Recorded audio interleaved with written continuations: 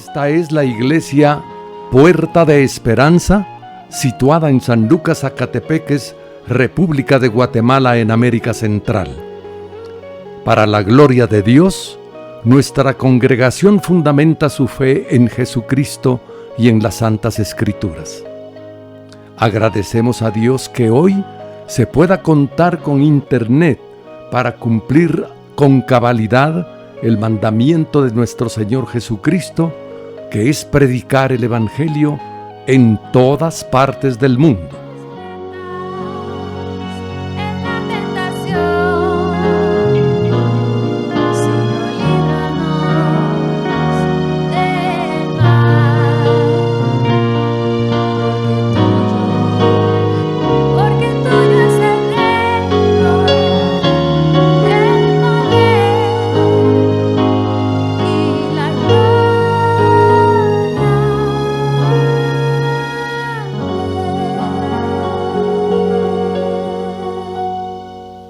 Con mucho agrado, ofrecemos hoy la prédica de nuestro pastor general, el licenciado Gustavo Adolfo Bonilla. Entonces, a iniciar, estamos, decía, en el capítulo número 7 de la carta del apóstol Pablo a los romanos, y nos habíamos quedado en el versículo 22 y nos toca el 23, así es que vamos yo siempre pongo el anterior para poder tener una referencia de dónde nos quedamos y así poder agarrar el hilo de la enseñanza. Entonces el 22 fue el último que vimos y aquí dice Pablo: porque según el hombre interior me deleito en la ley de Dios. Yo creo que a estas alturas ya todos nosotros sabemos cuál es la ley de Dios, ¿verdad? Pero por si no o se les haya escapado, la ley de Dios en este sentido, como Pablo la está mencionando acá, se está refiriendo a la ley mosaica. Y es esa ley que en el día de hoy, en la dispensación de la gracia, es la revelación que Dios nos da para entender, para comprender su palabra, no solamente los mandamientos, sino que otras instrucciones que encontramos en la Biblia. A eso se refiere la ley de Dios. Pero el versículo 23 nos dice, Pablo, pero veo otra ley en mis miembros. O sea, aparte de la ley de Dios, Pablo dice que ve otra ley, pero la ve en sus miembros. Aunque a continuación dice que se revela contra la ley de mi mente. O sea, aquí empieza Pablo a desglosar este aspecto de la ley, porque aparte de la ley de Dios, él está mencionando la ley que está en sus miembros y la ley de su mente. O sea, hay que explicar esto porque si no, nosotros no vamos a comprender exactamente qué es lo que Pablo está diciendo y cómo opera, cómo funciona estas diferentes leyes, porque son leyes. Pablo las menciona como leyes, ¿verdad? O sea que una ley es algo que debe de cumplirse. Entonces dice, pero veo otra ley en mis miembros que se revela contra la ley de mi mente. Y eso provoca en Pablo que esa otra ley, esa ley de sus miembros, dice que lo lleva cautivo a la ley del pecado. Si se dan cuenta, aquí hay ya 4 leyes: la ley de Dios, la ley en los miembros, la ley en la mente y la ley del pecado. Pero Pablo está explicando que esa ley en sus miembros, o sea, cuando habla miembros se está refiriendo a su cuerpo humano, a su naturaleza humana. Y esa ley se revela contra la ley de la mente. Y lo que provoca es que lo lleva cautivo, dice, a la ley del pecado. De ese pecado que está en mis miembros. Entonces vamos a explicar esto porque es un poquito confuso, de manera que podamos entenderlo y saber qué es lo que ocurre en nuestras vidas, porque esto no es simplemente teoría, sino que esta es una realidad, una práctica que día a día nosotros la estamos llevando a cabo y a veces no reparamos cuando hacemos con un acto o llevamos a cabo un acto, no sabemos si lo estamos haciendo bajo la ley de los miembros o la ley de la mente o si es la ley del pecado, o bien puede ser algo referente a la ley de Dios. Entonces, cuando él habla en sus miembros corporales, corporales, Pablo ve una ley diferente, una ley que está haciendo guerra constantemente contra la ley de su mente. Y ese es el problema que todos tenemos día a día. Mientras estemos conscientes en las horas que estamos despiertos, siempre va a haber esa lucha, esa guerra entre la ley de la mente y que dice, lo hace prisionero de la ley del pecado. Si se ha de interpretar a la ley de Dios como un principio rector, cosa que ya se ha demostrado, entonces la lógica requiere que también esta ley diferente de la que está hablando Pablo debe ser explicada de la misma manera. Es claro, como lo acaba de afirmar el apóstol, que esa ley diferente es la ley del pecado. O sea, ahí podemos fusionar esas dos leyes. Esa ley que Pablo dice que es diferente es la ley del pecado. Y sigamos viendo. Es necesario poner énfasis en la frase, la ley del pecado que está en mis miembros. Hay que hacerle énfasis, poner énfasis. Porque muchas veces a esta frase se la pasa por alto o se la ve muy superficialmente, muy de paso. Y con todo podría ser más importante de lo que generalmente se considera.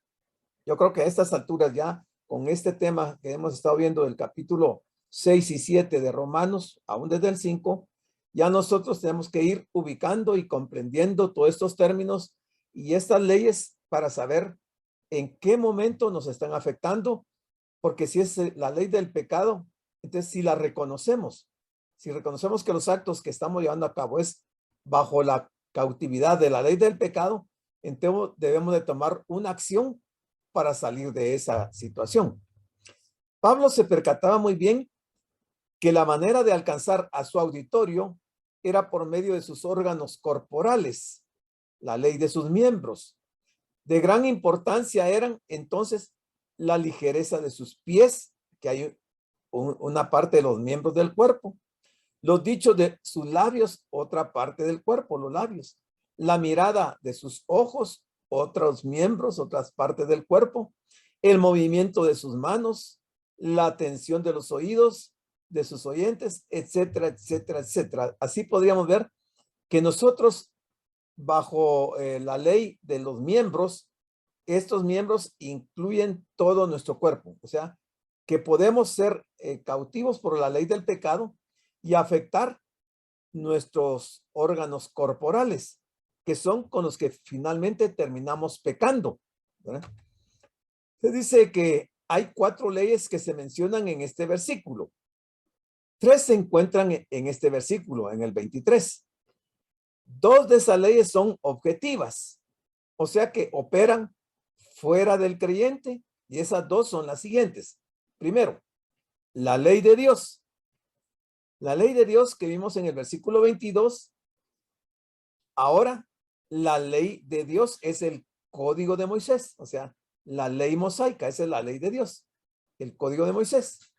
Y en segundo lugar, de las que operan fuera del creyente, es la ley del pecado, que estamos viendo aquí en el versículo 23. La ley del pecado es la naturaleza pecaminosa inherente. Nosotros tenemos siempre que hablemos de estas leyes, recordar que como seres humanos también somos seres espirituales. Entonces, nuestra naturaleza humana es el hombre viejo, pero nuestra naturaleza nueva es aquello que Dios implantó dentro de nosotros. Algunas personas le llaman que es el alma, pero el alma no puede ser así en términos generales, porque podríamos entonces caer en el error de decir aquellas personas que todavía no han conocido a Cristo, si se les aplicara de esta manera la ley o el nuevo nacimiento o esa implantación que Dios hace en cada uno de nosotros, sería como decir que todos han nacido de nuevo, y eso no puede ser así. Entonces, el hombre interior es la parte divina, o sea, mejor dicho, el Espíritu Santo de Dios que nos fue otorgado. Entonces el Espíritu de Dios mora dentro de nosotros, pero no es exactamente el alma, es el Espíritu. O sea, el Espíritu Santo no es un órgano, el Espíritu Santo es una persona. Entonces el hombre nuevo es esa persona del Espíritu dentro de nosotros. Pero nuestro cuerpo es el hombre antiguo, el hombre viejo, el hombre natural, el cuerpo humano, la naturaleza que tenemos que es caída. Y es este cuerpo el que nos lleva a pecar a través de sus distintos órganos.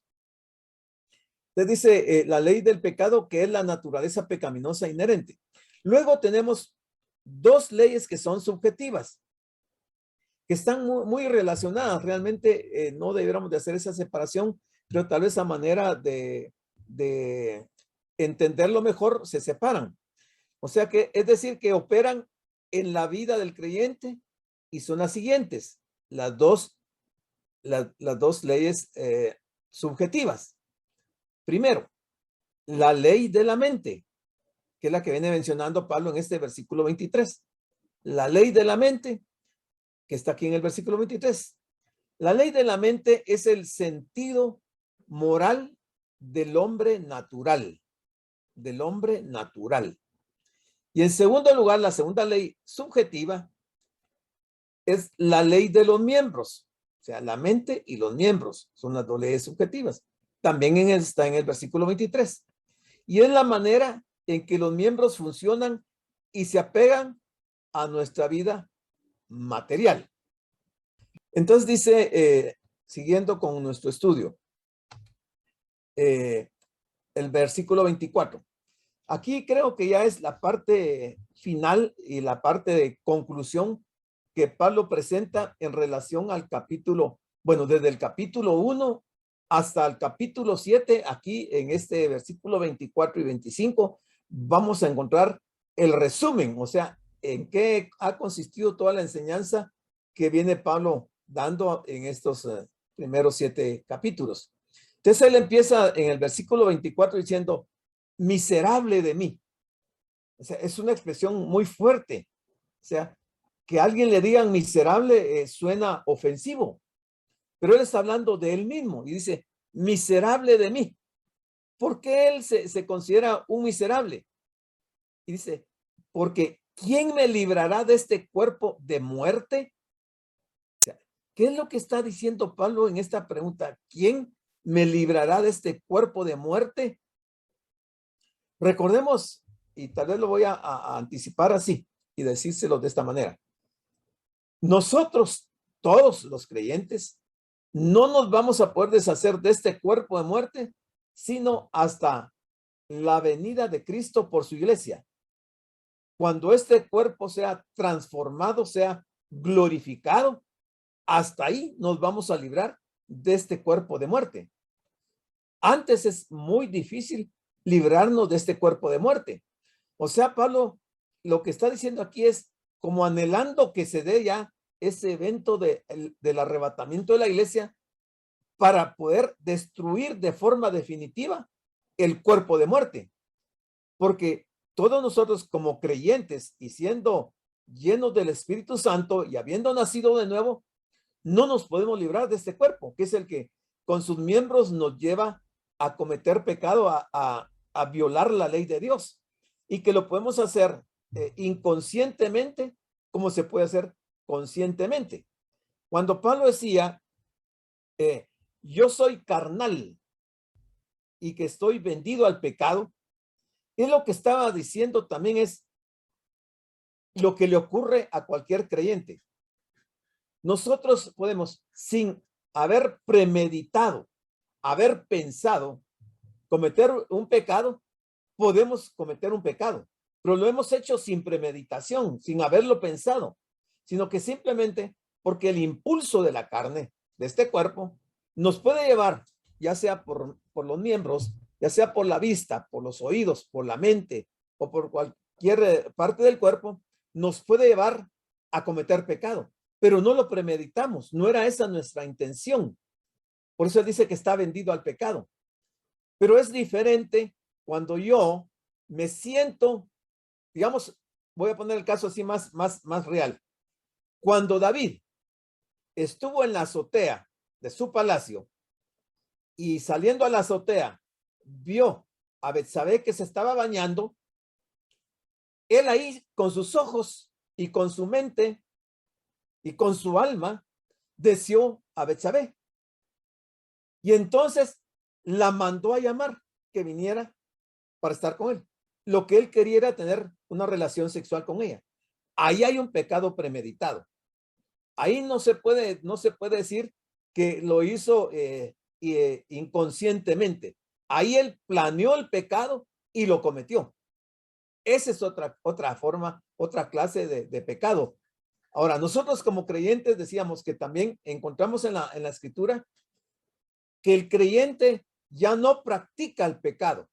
O sea, no lo practicamos de esa manera como lo hizo David. Pero el pecado sí nos alcanza, entonces sí pecamos inconscientemente.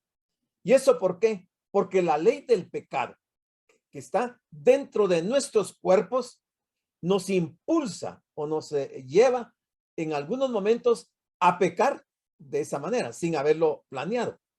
Entonces, Pablo aquí dice, miserable de mí, porque sabe que no se puede librar de ese cuerpo de muerte, de ese cuerpo de pecado que está afectado por la ley del pecado. Entonces, él quiere librarse de ese cuerpo. Entonces, aquí hay una anécdota muy interesante y que aplica perfectamente bien. Si no se entiende, ustedes me dicen y la repito y la explicamos de otra manera. Y es esta, dice. Era costumbre de los antiguos tiranos, cuando deseaban someter a los hombres a los castigos más terribles, atarles un cadáver, poniéndolos espalda con espalda. O sea, a estas personas les amarraban un muerto espalda con espalda y ellos tenían que cargar ese muerto toda su vida. Pero mira lo que sigue diciendo. Atarles un cadáver poniéndoles espalda con espalda y ahí estaba el hombre vivo, el que cargaba el cadáver, con un cuerpo muerto, atado a él. Y ese cuerpo muerto se estaba descomponiendo segundo a segundo. Se estaba pudriendo, se estaba corrompiendo y él lo debía arrastrar a cualquier lugar que fuera. Ahora, esto es lo que el cristiano debe de hacer.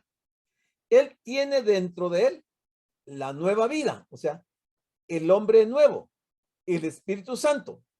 Tiene un principio viviente e inmortal a través del Espíritu de Dios, que el Espíritu Santo ha puesto en él, pero siente que cada día debe arrastrar consigo ese cuerpo muerto, ese cadáver.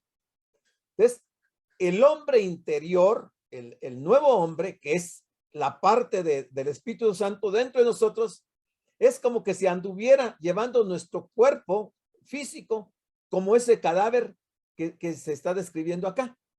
Y entonces hay que llevar ese cuerpo y no hay forma de quitárselo, porque hasta que se deshaga totalmente. En este caso, en aquel tiempo, estos tiranos al que lo castigaban de esta manera, les ponían ese cadáver hasta que el cadáver desaparecía, que se iba cayendo por pedazos después de haberse descompuesto y que se corrompía, pero lo andaba cargando. Pero se pueden imaginar andar llevando un cadáver ahí, lo putrefacto, el mal olor que eso despedía en la hora de comida, en la hora de dormir, en su trabajo, en cualquier lugar donde estuviera. Llevar ese cuerpo muerto no era nada agradable. Pues Pablo hace esa comparación. Por eso él dice, miserable de mí, ¿quién me podrá librar de este cuerpo de muerte? Porque no era posible liberar a una persona de ese cuerpo muerto. Entonces dice, este cuerpo muerto, este cadáver, algo tan repugnante, tan horrible, tan abominable para su nueva vida, como un cadáver muerto y apestoso lo sería para un hombre vivo. Este es un pensamiento que nos da Spurgeon, pero esto sí realmente en la antigüedad se hacía en algunos lugares donde ocurría esto y Spurgeon lo toma ahí para ponerlo y explicar esta parte del versículo 24 que Pablo está hablando de y diciendo, miserable de mí, ¿quién me librará de este cuerpo de muerte? Por el cuerpo de muerte, él quiere decir toda la masa de pecado o aquellos ingredientes del cual todo el hombre está compuesto, o sea, todo su organismo físico, excepto que en él quedaron solo reliquias por los lazos cautivos de los cuales estaba retenido. Este es un pensamiento de Calvino. Pues está aclarando, está hablando siempre en relación a ese cuerpo muerto, que es la masa de pecado, o sea, toda la naturaleza del hombre.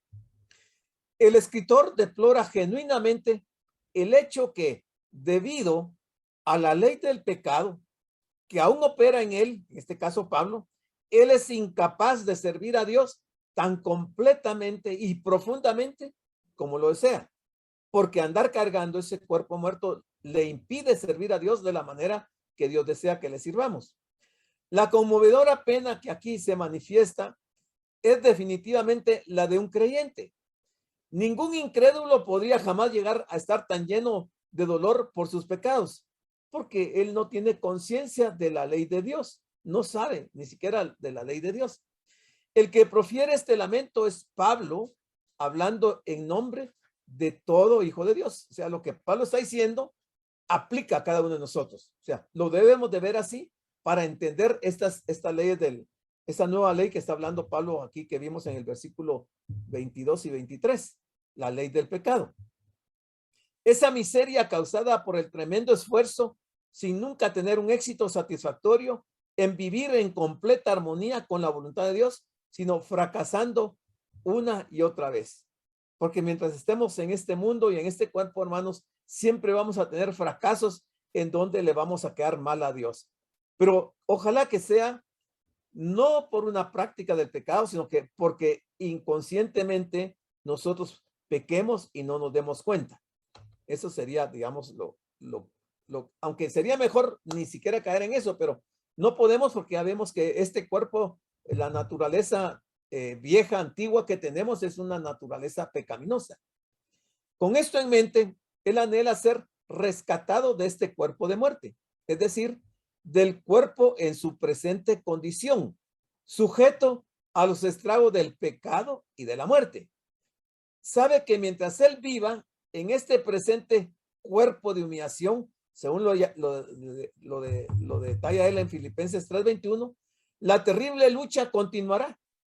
O sea, ninguno, hermano, ninguno nos vamos a librar de esa lucha hasta que muramos. Vamos a sostener esa lucha en este cuerpo de humillación. Por más que querramos nosotros ser muy moralistas o muy morales, no vamos a poder vencer, porque la naturaleza que tenemos es así, ya está corrompida. Pero una vez que cese la vida, en ese cuerpo comenzará el estado de gloria.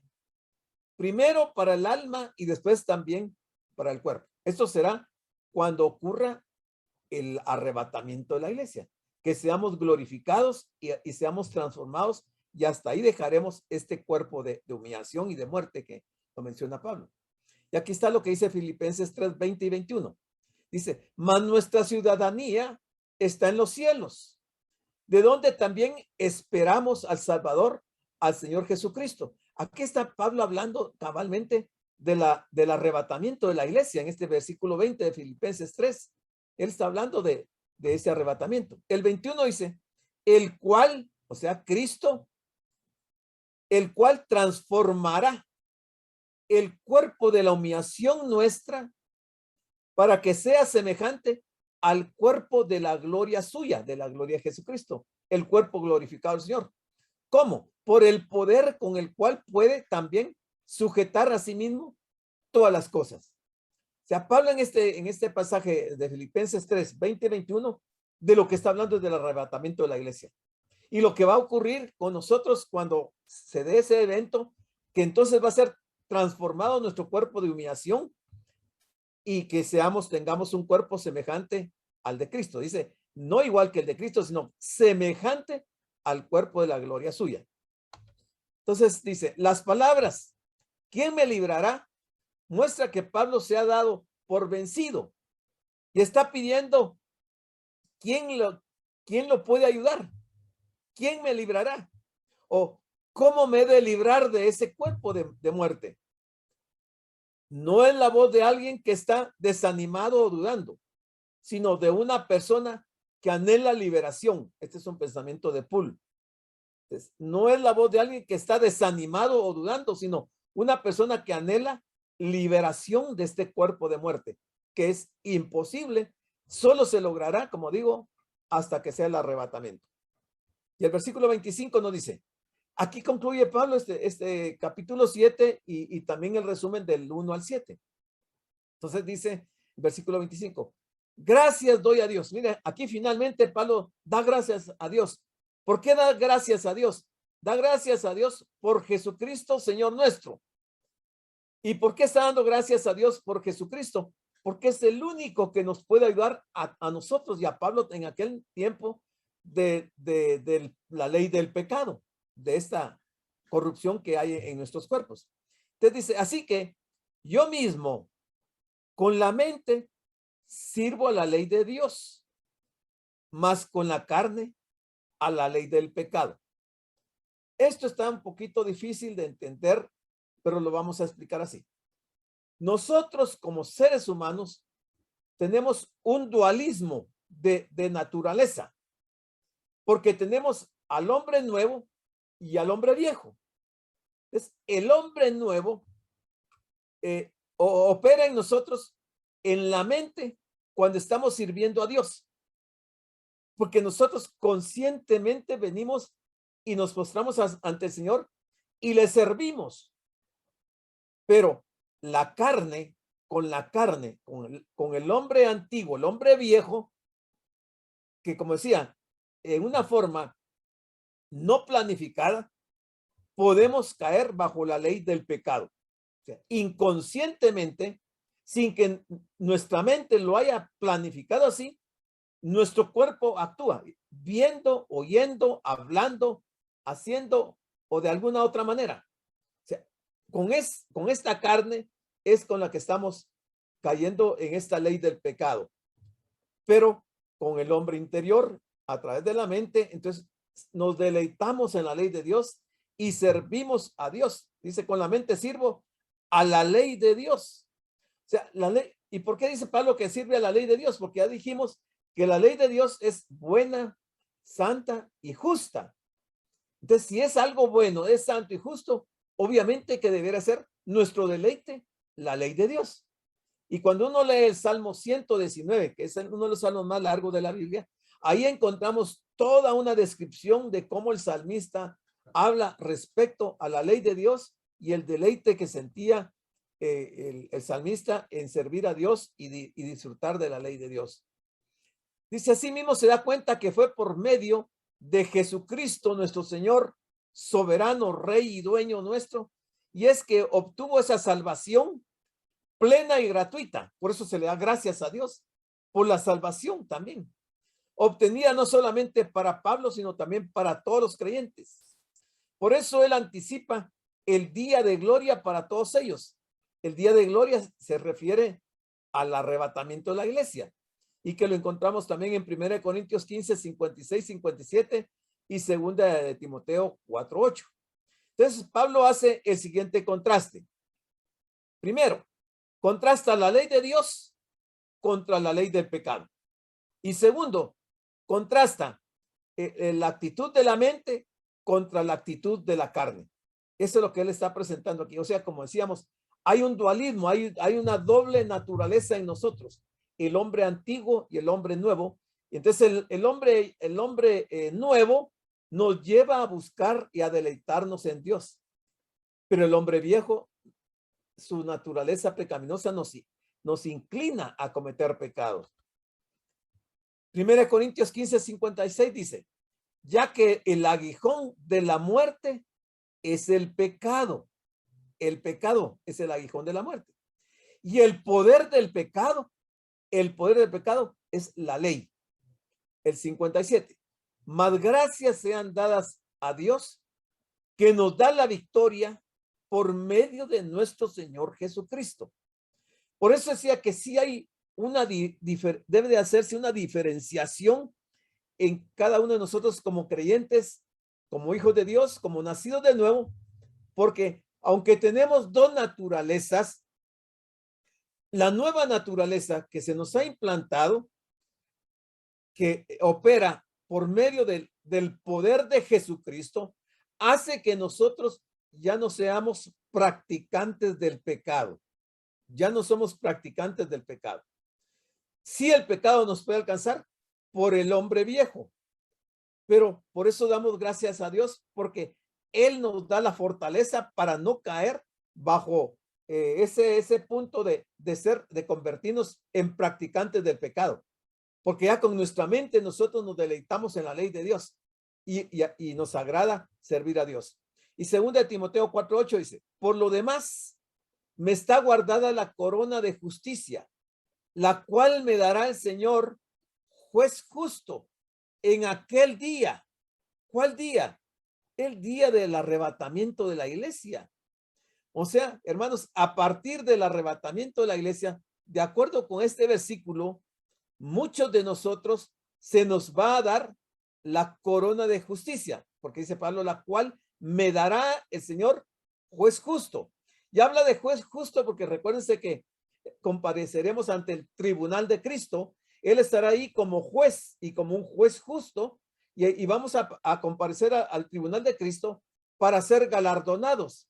Entonces, los que no hayamos muerto cuando el Señor venga, ese día del arrebatamiento, exactamente ahí empieza para los que seamos transformados en ese momento, empezaremos a recibir los galardones. Y Pablo lo dice, y no solo a mí, sino también a todos los que aman su venida. Todos los que aman su venida. Esto es importante porque nosotros debemos de anhelar, de amar la venida del Señor. No por salir del problema de este mundo, sino por estar con Él, para poderlo contemplar, para poderlo adorar, para poder estar de una manera reverente delante de Él, para agradecerle todo lo que ha hecho por nosotros, principalmente por habernos salvado, por habernos dado tantos privilegios mientras estuvimos vivos. Entonces, el tratar de guardar la ley, viviendo según ella, conduce solo al pecado y a la muerte. No habrá ningún fruto en su vida. El versículo 25 es la respuesta a la llamada de socorro del versículo 24. Dios ha provisto la liberación y esto señala el camino al capítulo 8 de esta epístola a los Romanos, donde la liberación se presenta con todos sus detalles. La liberación viene mediante nuestro Señor Jesucristo. La salvación viene por medio de Él, por Jesucristo también. Y también el proceso de la santificación. Cristo ha provisto todo lo que necesitamos. Mire qué interesante. Cristo ha provisto todo lo que necesitamos. Está diciendo el apóstol entonces que, primero, con su mente, de acuerdo al versículo 25, su segunda parte, o su ser interior, ¿sirve a la ley de Dios? Sí, eso es lo que está diciendo. Y segundo, pero con su carne, versículos 18 y 25b, o pecado que mora en él, la naturaleza humana pecadora, ¿sirve a la ley del pecado? Sí, así es. Eso es lo que está diciendo. Aquí debemos proceder con sumo cuidado, ya que el escritor no considera que cosas tales como la mente y la carne sean seres independientes. Por el contrario, como se ha indicado con anterioridad, ambas pertenecen a Pablo. Es él mismo, es decir, es el creyente mismo quien sigue siendo totalmente responsable. No, a nadie le podemos echar la culpa. Cada uno de nosotros tenemos nuestra propia responsabilidad. La carne es la intrusa que está siendo desalojada y que ciertamente perderá la batalla. La carne perderá la batalla. Esto no se debe a la bondad de Pablo, sino a la gracia de Dios. Como el apóstol lo proclama fuerte y alegremente al exclamar, gracias a Dios por medio de Jesucristo nuestro Señor. Y eso lo podemos comparar con 1 Corintios 15:57 que lo acabamos de ver. Esto se enlaza bellamente con el capítulo 8, que es el que vamos a estudiar a continuación de este, Y notemos el versículo 10 de ese capítulo y también el versículo 25a. Gracias a Dios por Jesucristo nuestro Señor. Es una introducción muy apropiada al capítulo 8, versículo 1. Porque ahí dice, en este versículo 1 del capítulo 8, y lo vamos a ver, por tanto, ya no hay condenación para los que están en Cristo Jesús. Mira, aquí va a terminar el proceso de la santificación en el capítulo número 8, y es como la declaración de victoria de esa tremenda batalla que hemos estado pasando, según lo describe Pablo desde el capítulo 5 hasta el 7. El 8 ya es la victoria. ¿Y cómo la tenemos? Dando gracias a Dios porque ya no hay condenación para los que están en Cristo Jesús. El apóstol Pablo concluyó este capítulo resumiendo el conflicto que comenzó a describir en el versículo 7. Y aquí tenemos el gran principio. Hay dos naturalezas en cada creyente. Vuelvo a enfatizarlo. Hay dos naturalezas en cada creyente. En su naturaleza vieja, es decir, en su débil condición humana, solo puede servir a la ley del pecado. En su naturaleza nueva, el apóstol entendía que debía someterse a la ley de Dios. Ahora, una sola predominará en la vida del creyente. Pablo muestra que aunque la ley es gloriosa y buena, no puede salvarnos y necesitamos un salvador. Si nosotros pensábamos que el problema era que no nos conocíamos bien a nosotros mismos, pero la ley llegó como un doctor y nos diagnosticó perfectamente y vimos que nuestro problema de pecado no lo revela la ley, pero que la ley no nos podía sanar. No necesitamos a un doctor, necesitamos a un salvador. Aquí terminamos con el capítulo número 7 y vamos entonces a ver el capítulo número 8. Si ustedes no tienen alguna pregunta antes de entrar al capítulo número 8. Dice aquí un pensamiento de Charles Spurgeon para terminar el 7. Mantener mis ojos en Jesús simplemente es quitarlos de mí mismo. Charles Spurgeon. Muy bien, entonces esperaría, si hay preguntas, que me enciendan su micrófono y si no, entonces empecemos con el capítulo número 8. El capítulo número 8 dice, viviendo en el Espíritu. Entonces vamos a ver una introducción. Siempre a mí me gusta poner una introducción en cada capítulo para entender un poquito lo que se va a ver en el capítulo. Dice, hemos llegado ahora al final del tema de la santificación. Con este capítulo 8 llegamos al final del tema de la santificación. En este capítulo tenemos los siguientes temas. Primero, la santificación. Segundo, la seguridad. Y tercero, la no separación de Dios. Estos tres temas se van a tocar en este capítulo número 8. La santificación, la seguridad, hablando en el sentido de la seguridad de la salvación, y la no separación de Dios. Luego dice, apreciaremos aquí la santificación poderosa en contraste con la santificación sin poder. Y en este capítulo 8 veremos la nueva provisión de Dios para nuestra santificación. Anótelo, véalo. La nueva provisión de Dios para nuestra santificación. Lo vamos a ver en este capítulo número 8. Tenemos aquí lo que podemos denominar como la cumbre de esta epístola a los romanos. Este comentarista Spencer hizo el siguiente comentario. Si la Biblia fuera un anillo y la epístola a los romanos una piedra preciosa, el capítulo 8 sería el punto resplandeciente de la joya. Mire cómo miraba Spencer al capítulo 8 de la epístola a los romanos. Ahora Godet llamó a este pasaje ese capítulo incomparable. O sea, dos autores diferentes expresan su opinión con respecto al capítulo 8 de Romanos.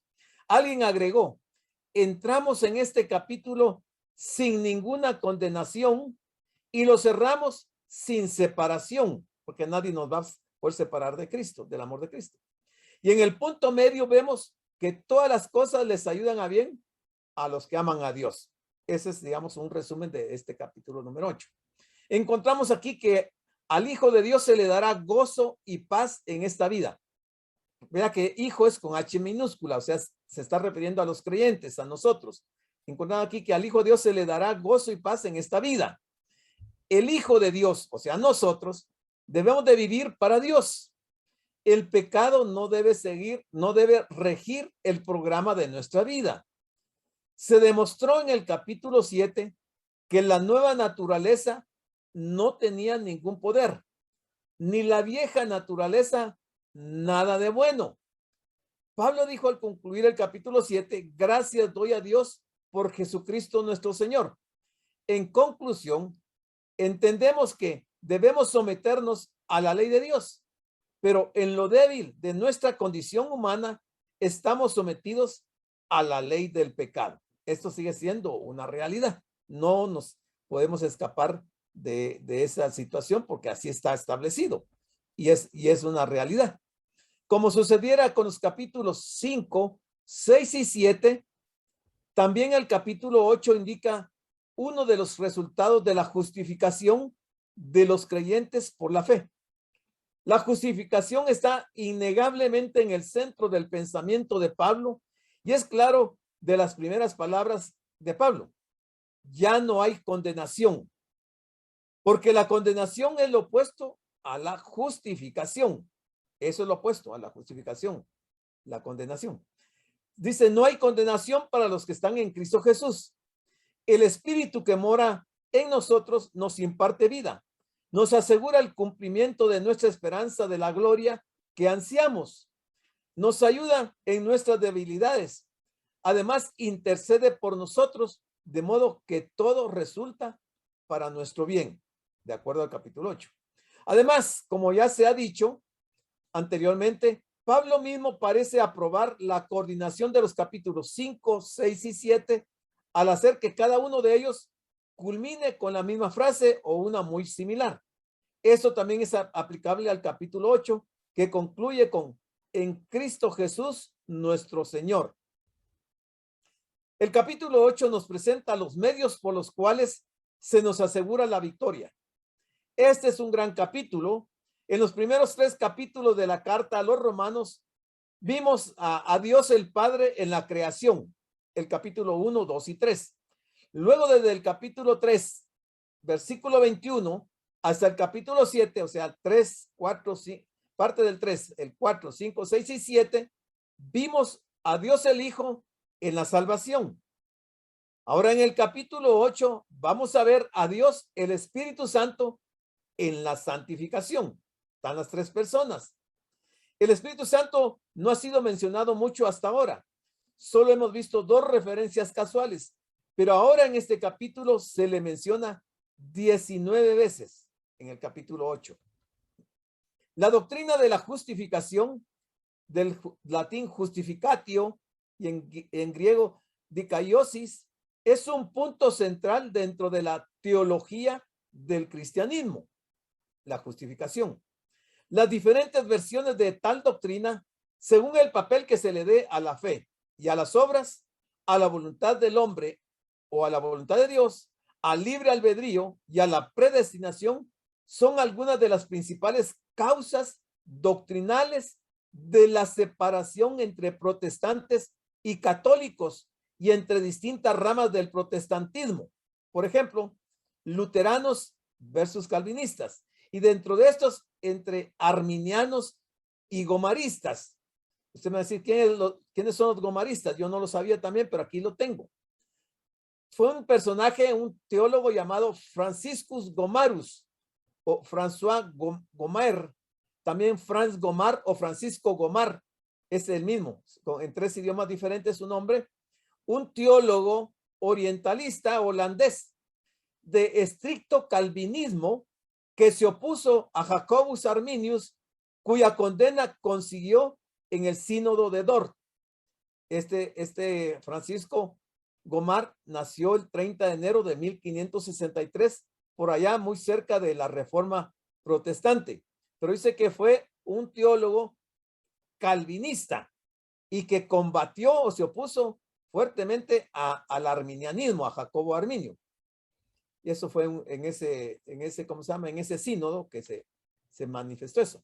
La única forma que el hombre tiene de alcanzar la justificación, según Lutero, es la fe sola, una de las 5 solas, que es la confianza en que Dios con su misericordia perdona al pecador. El perdón así recibido no anula la falta, sino que Dios decide no hacer caso de ella, obviarla, ya que según afirma Lutero, la concupiscencia, que es parte de la naturaleza corrupta del hombre, se identifica con el pecado original. De ahí que pueda afirmar que el hombre justificado a la vez es justo y pecador. Voy a leer de nuevo esto.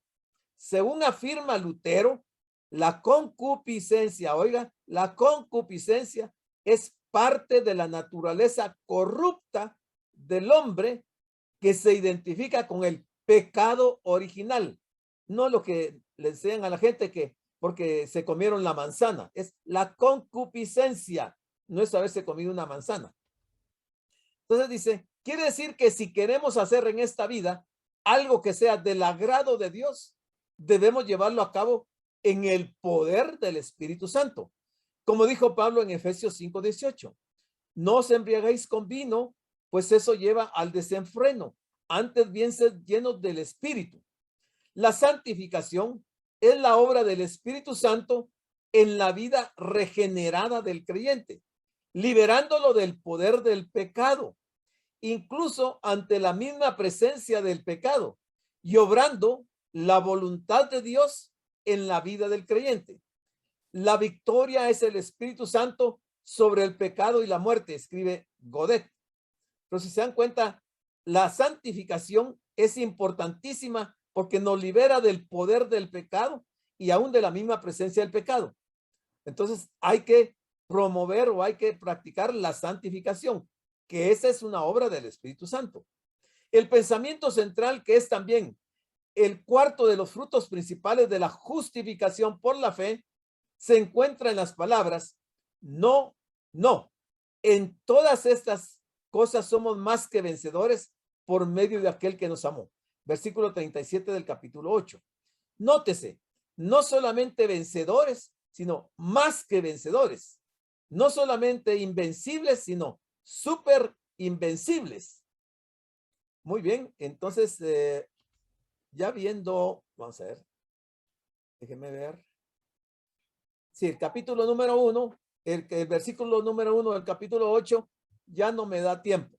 Entonces nos vamos a quedar aquí para que a partir del miércoles entrante empezaremos con el versículo número 1 del capítulo 8 para empezar el desarrollo de este capítulo, que es como la conclusión o digamos, la declaración de victoria de lo que veníamos viendo desde el 5, 6 y 7, y que Pablo aquí empieza diciendo, ahora pues ninguna condenación hay para los que están en Cristo Jesús. Ninguna condenación. Esta es la victoria. Pero eso lo vamos a ver el miércoles entrante. Les dejo el tiempo si quieren todavía hacer algún comentario, algún aporte o alguna pregunta. Damos las gracias por su atención a la prédica del pastor general licenciado Gustavo Adolfo Bonilla e invitamos a la prédica del próximo domingo a esta misma hora.